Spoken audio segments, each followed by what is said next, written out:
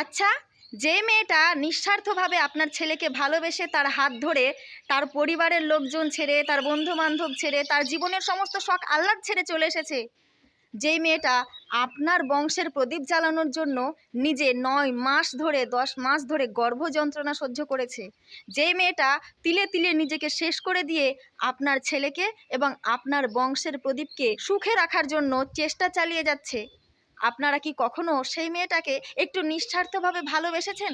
না, বাসেননি, তাই না?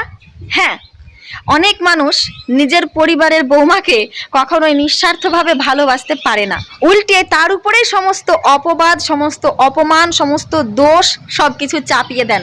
একটু কিছু হলেই তার দোষ, একটু কিছু হলেই তার দোষ।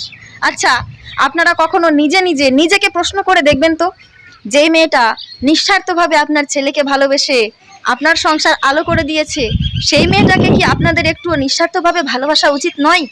একটু নিজেকে নিজে প্রশ্ন করে দেখবেন।